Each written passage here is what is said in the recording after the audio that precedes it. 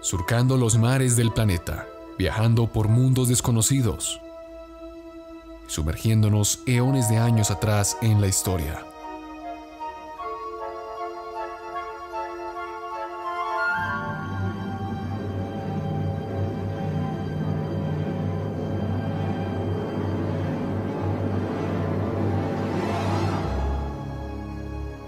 Bienvenido, estás a bordo del Nostromo.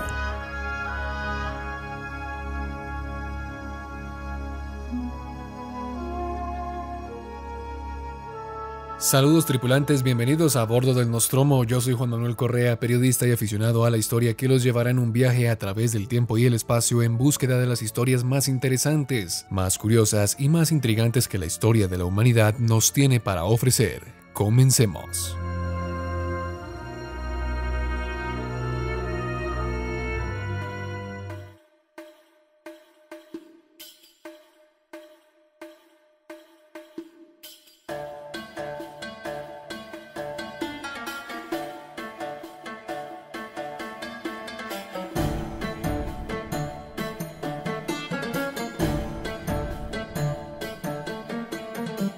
El ser humano ha vivido en torno a la guerra. Lo queramos o no, somos una especie que se ha caracterizado por ser violenta entre nosotros mismos.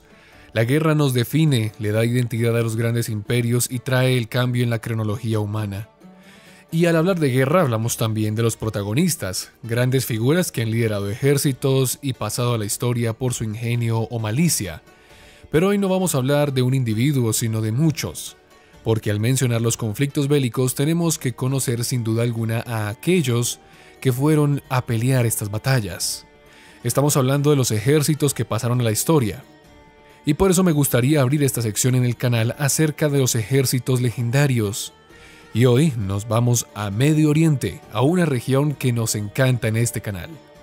Hablaremos de unas tropas que pasaron a la historia por sus grandes hazañas, por ser una fuerza casi imparable que expandió al imperio árabe musulmán y que trascendió aún después de que éste cayese. Estamos hablando de los mamelucos, o como se les conoce en la lengua árabe originaria, Mamluk, una fuerza de soldados esclavos musulmanes que en épocas del Islam eran la crema innata del ejército de los califas.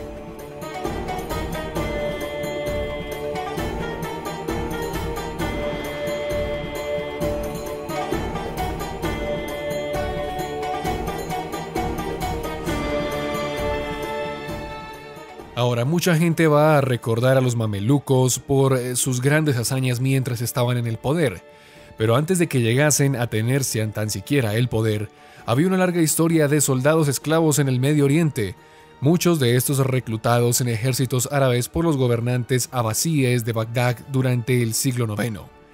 La tradición fue continuada por las dinastías que le siguieron, incluidos los fatimíes y los ayubíes, que fueron similares a los fatimíes, quienes construyeron los cimientos de lo que conocemos hoy como el Cairo islámico en Egipto. Durante siglos los gobernantes del mundo árabe reclutaron hombres de las tierras del Cáucaso y Asia Central. Es difícil discernir el origen étnico preciso de los mamelucos, pero dado a que provenían de varias regiones étnicamente mixtas, se cree que la mayoría eran turcos, principalmente Kipchak y Kumán, o del Cáucaso, predominantemente circianos, pero también armenios y algunos georgianos. Los mamelucos fueron reclutados por la fuerza para reforzar los ejércitos de los gobernantes árabes, los califas. Como forasteros no tenían lealtades locales y por lo tanto lucharían por quienes los poseyeran, al igual que los mercenarios. Además, los turcos y circianos tenían una feroz reputación como guerreros. Los esclavos fueron comprados o secuestrados cuando eran niños alrededor de los 13 años y llevados a las ciudades, sobre todo en el Cairo y la Ciudadela. Entonces estamos hablando de unos soldados que habían sido tomados desde niños como esclavos. De hecho, la palabra mameluco o mamluk quiere decir los poseídos. Y no es que tengan un demonio adentro, no, sino que eran poseídos por otras personas, y eso era lo que los definía en cierta forma. Aquí estos se convertían al Islam y se someterían a un riguroso régimen de entrenamiento militar que se centraba particularmente en la equitación. También se inculcó un código de conducta no muy diferente al de los caballeros europeos, se le conoció como la furusilla. Pero en muchos establecimientos militares hasta el día de hoy las autoridades intentaron inculcar un espíritu de pertenencia y de sentido del deber entre los jóvenes mamelucos. Estos tendrían que vivir separados de las poblaciones locales en las guarniciones que se incluían en la ciudadela o en la isla de Roda, cercano al Cairo. Los mamelucos eran los soldados de élite de los árabes, una fuerza de combate imparable que, como ya lo dijimos, era diestra en la equitación. Sus armas principalmente eran las famosas cimitarras, las espadas curvas que se utilizaron durante mucho tiempo en algunos ejércitos del desierto. El arco, un arma que los árabes particularmente sabían manejar con bastante destreza y les iba de maravilla, hachas de combate y por supuesto las famosas hondas. No las motos, no, estamos hablando de las hondas con las que lanzaban cierto tipo de proyectiles. En cuanto a su vestimenta e indumentaria, podían variar según la época o la latitud de la cual residieron las tropas musulmanas. Se puede apreciar una amplia variedad de indumentarias mamelucas, siendo las más comunes aquellas del turbante y por supuesto la más famosa, la que utilizaron durante los periodos decisivos de la Edad Media, una cota de malla y armadura muy similar a los de los caballeros cristianos, solo que con sus toques arabescos, por supuesto. Como cuerpo de combate de élite, así como sucedió con los samuráis del shogunato, la guardia pretoriana de los romanos o los genízaros turcos, los mamelucos adquirieron un gran poder e influencia en el imperio árabe, en especial en el Cairo, donde se levantaría la famosa dinastía Ayubí, en el poder de los mamelucos, y así se comenzaría a crecer el poder de los mamelucos durante el tiempo.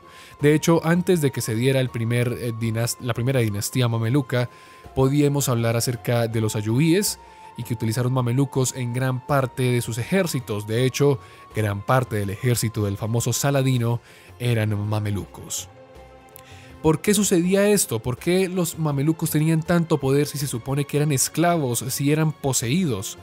Bueno, según la Sharia, recuerden, la ley islámica, la esclavitud es una condición reconocida, en aquel tiempo, por supuesto. De acuerdo con ese derecho, un musulmán que había nacido libre no podía ser esclavizado. Los esclavos normalmente eran no musulmanes, capturados en guerra u obtenidos de cualquier otro modo. Ahora, la esclavitud islámica es muy diferente a la que estamos acostumbrados en América o Europa en aquel entonces, ya que la Sharia establecía que debía tratárseles con justicia, bondad y liberarlos también en un acto meritorio. De hecho, un esclavo podía casarse con la hija de uno de sus amos, representarlo en la vida política o comercial e incluso tener cierta herencia. Pero ¿qué pasaba cuando los árabes musulmanes capturaban esclavos a otros musulmanes? Simple, no era posible, no se podía hacer, y si se hacía, era algo muy raro, ya que la Sharia explica que un musulmán que nace libre no puede ser esclavizado por otro musulmán. Por lo tanto, aunque estos eran tomados como esclavos, pertenecían a un grupo más selecto y con beneficios. Y así fue como poco a poco los mamelucos fueron ganando poder, instalándose en los altos cargos cerca del sultán. Distinto al califa, recuerden que el sultán es el líder del ejército árabe y el califa es el rey de la zona determinada del califato del imperio árabe.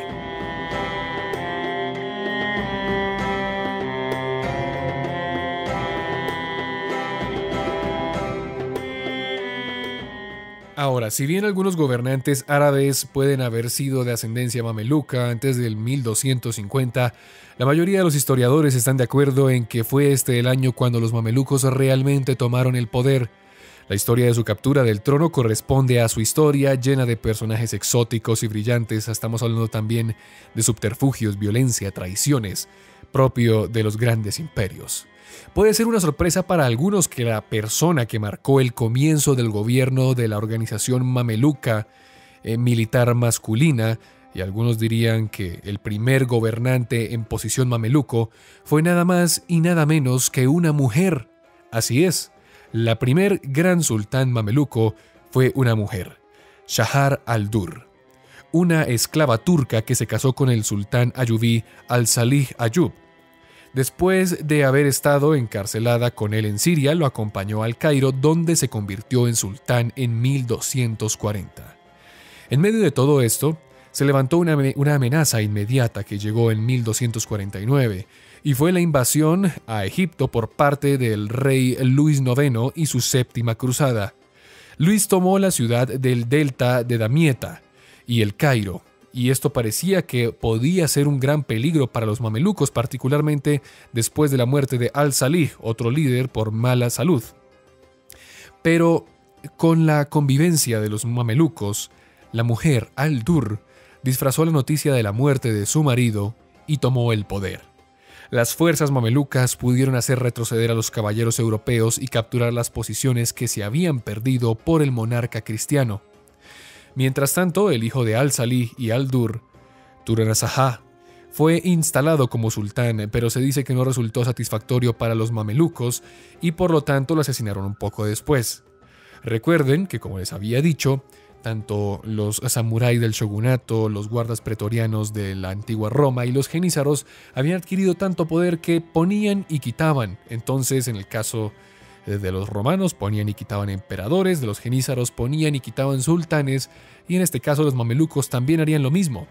Entonces, claro, muere Al-Salih, muere su hijo Turanzajá, y lo que queda es su mujer, Al-Dur.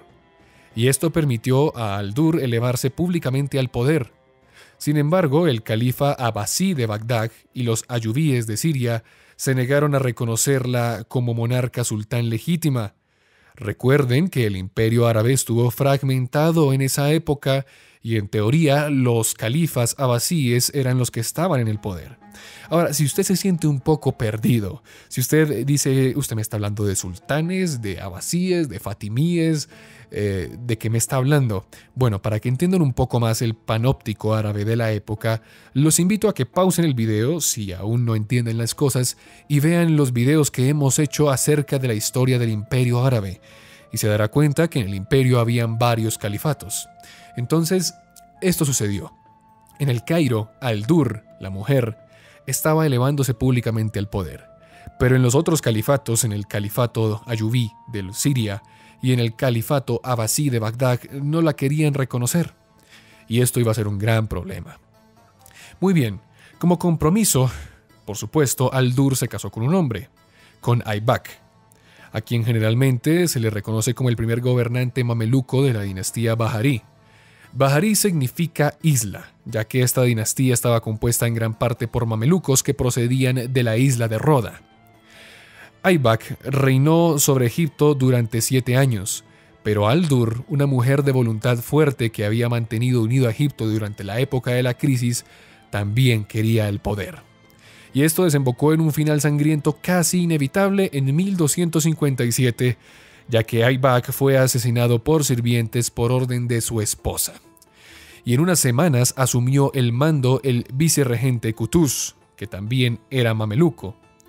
Y él fue el que fundó, digamos que formalmente, el sultanato mameluco y la dinastía mameluca Baharí.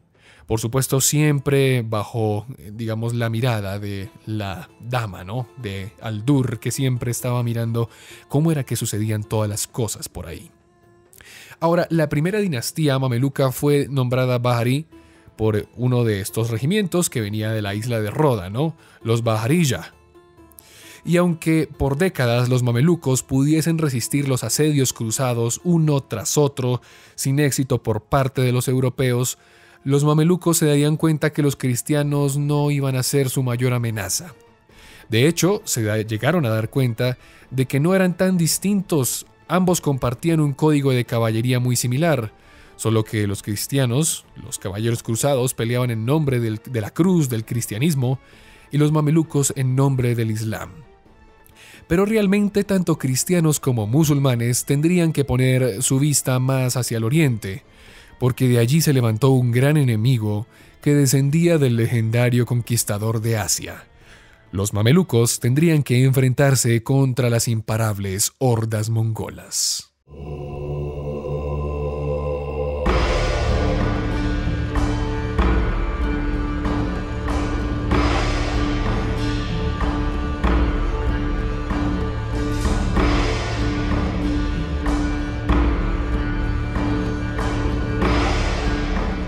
Ahora, las tropas del Imperio Mongol que estaban cerca de Medio Oriente eran las tropas del mongol Hulagu Khan.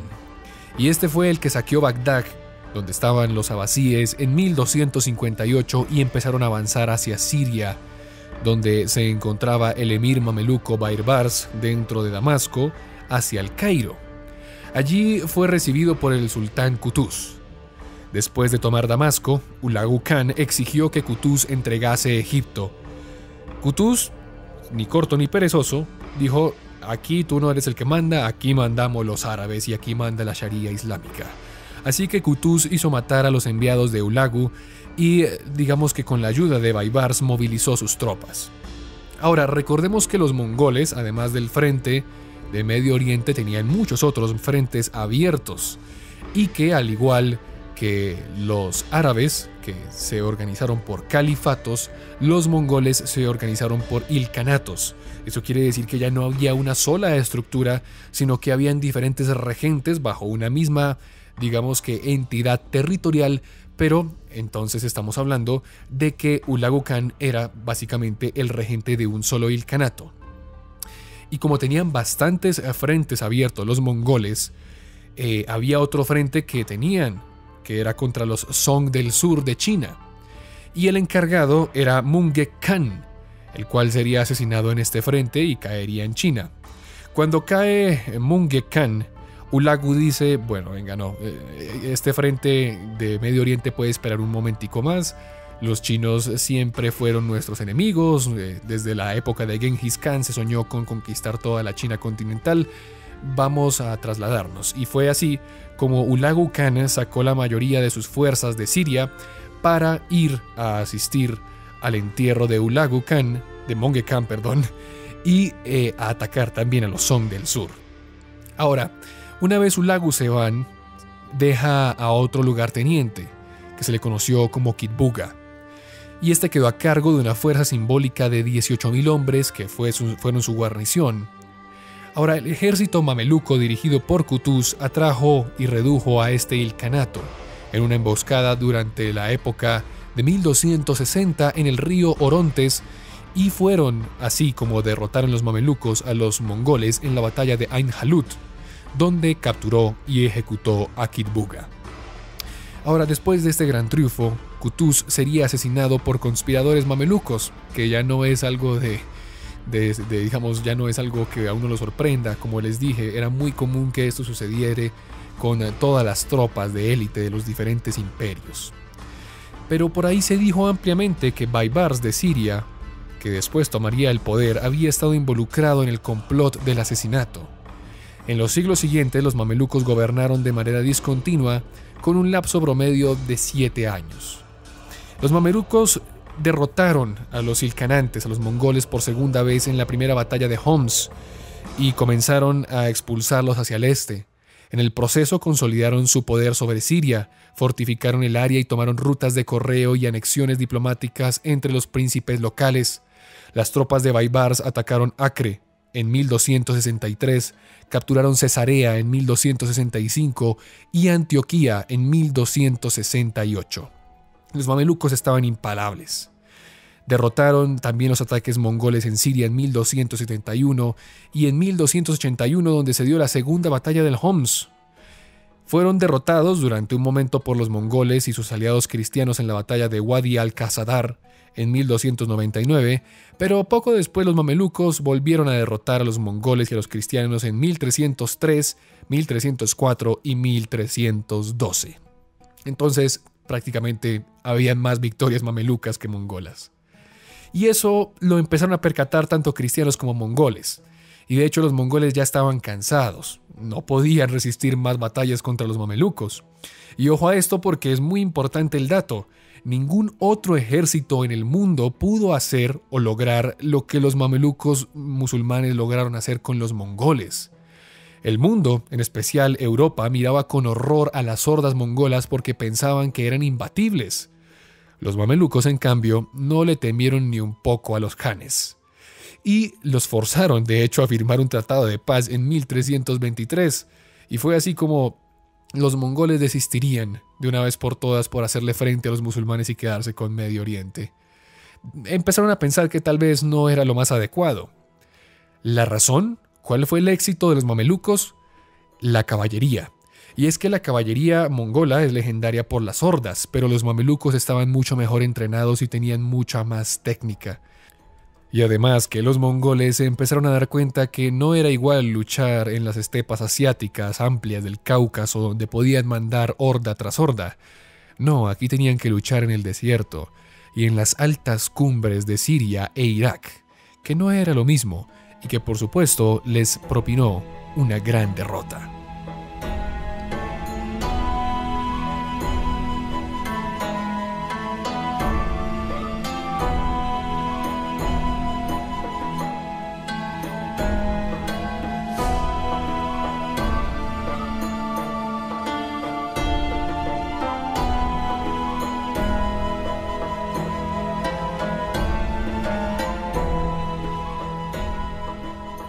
Pasaron los años y en el poder se instalaría otra dinastía, la Burjí, que gobernó hasta el siglo XVI aproximadamente. Se les conoce especialmente por tener líderes muy efímeros, de hecho. Cuando en 1453 los otomanos se tomaron Constantinopla, los líderes mamelucos hicieron buena relación amistosa con los sultanes. De hecho, cuando los europeos intentaron reconquistarla y tomar otras posiciones de Medio Oriente, los mamelucos ayudaron a expulsarlos en nombre del Islam. Pero en 1497, con las expediciones de Vasco da Gama, el portugués, los europeos empezaron a retomar poco a poco el control y la superioridad marítima, quitándole poder a los mamelucos en puertos importantes del Mar Rojo y en Yemen. Jeddah, por ejemplo, en Arabia Saudita, pronto fue fortificada como puerto de refugio, por lo que Arabia y el Mar Rojo estuvieron protegidos, pero las flotas en el Océano Índico todavía estaban a merced del enemigo. El último sultán mameluco propiamente dicho fue Al-Gawhari. Equipó una flota de aproximadamente 50 barcos. Como los mamelucos tenían poca experiencia en la guerra naval, buscó la ayuda de los otomanos para desarrollar una empresa naval. Pero al año siguiente los portugueses ganaron la batalla de Diu y arrebataron la ciudad portuaria de Diu también del sultanato. Algunos años después, Alfonso de Albuquerque atacó Edén y las tropas egipcias sufrieron el desastre de los portugueses en Yemen. Fue así como el sultán Al-Gawhari equipó una nueva flota para castigar al enemigo y proteger el comercio indio. Antes de que pudiesen ejecutar mucho poder, Egipto había perdido su soberanía, ya que el Imperio Otomano no era tan amistoso como parecía, y se apoderó de Egipto y del Mar Rojo junto con la Meca y otros intereses árabes musulmanes. El sultán otomano, Bayezid II, estaba involucrado en la guerra en el sur de Europa cuando comenzó una nueva era de hostilidad con Egipto en 1501. Surgió de las relaciones con la dinastía Safavid en Persia. Estamos hablando del Shah Ismail I. Acuérdense que en la Persia islámica se le conoció al regente como el Shah, y hasta muy poco entrado en el siglo XX se continuó hablando de el Shah, por supuesto hasta que llegó la revolución islámica de los ayatolas. Pero bueno, eso es una historia para otro momento. El caso es que el Shah Ismail I de Persia envió una embajada a la República de Venecia vía Siria, intentando que Venecia se aliase con Persia y así pudiesen recuperar un territorio tomado por los otomanos. Y es aquí cuando aparece un sultán bastante, digamos que famoso, y un sultán bastante despiadado y que conquistó muchos lugares para los otomanos. Estamos hablando de Selim I. Y Selim I acusó al sultán egipcio mameluco, Al-Gawhari, de que le estaban dando paso a los persas por Siria y que eso era prácticamente un golpe de estado que querían hacerlo. Pero entonces el sultán mameluco Al-Gawhari encerró a los comerciantes venecianos y persas en Siria y en Egipto y después de un año los liberaría, como calmando un poco la situación. Ahora, muchos años después, durante la batalla de Chaladrián en 1514, Selim atacó al rey y este ya era uno de los vasallos de Egipto. Se había mantenido un poco a la margen y se cree que este rey, cuyo nombre era Dulcarduris, era como una especie de títere de Al-Gawhari. Ahora, seguro contra Persia, en 1516 formó un gran ejército para la conquista de Egipto, pero dio a conocer que tenía la intención de realizar más ataques contra Persia. Entonces, en 1515, Selim inició una guerra que condujo a la reconquista de Egipto y sus dependencias. La caballería mameluca esta vez no resultó un rival para la artillería otomana y los jenízaros, otra gran tropa militar de la historia. El 24 de agosto de 1516 se daría la gran batalla de Marsh Davik, donde murió el gran último sultán mameluco, Al-Gawari. Siria pasó a ser de posesión turca, un evento bienvenido en muchos lugares ya que fue visto como una liberación de los mamelucos. El sultanato mameluco sobrevivió en Egipto hasta 1517, cuando Selim capturó El Cairo el 20 de enero, aunque no es la misma forma que bajo el sultanato. El Imperio Otomano retuvo a los mamelucos como una clase dominante egipcia y los mamelucos y la familia Burji lograron recuperar gran parte de su influencia, pero seguían siendo vasallos de los otomanos. Y fue así como terminó el dominio de los sultanes mamelucos a manos de los otomanos.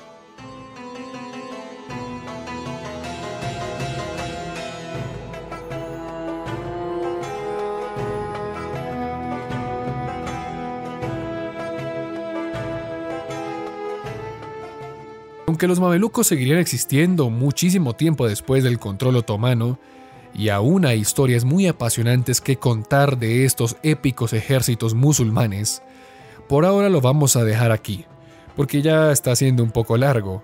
Si quieren saber qué sucedió con los mamelucos luego de caer en manos otomanas, háganmelo saber en la caja de comentarios, y en otro episodio descubriremos que incluso llegaron a luchar y expulsar a tropas de Napoleón Bonaparte.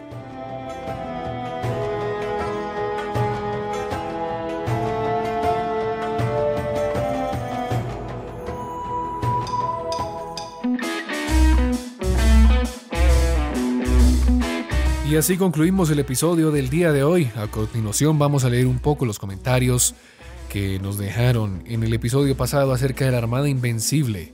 Alan Daniel Villarreal nos dice: este hecho estaría entre las derrotas más grandes de la historia para mí.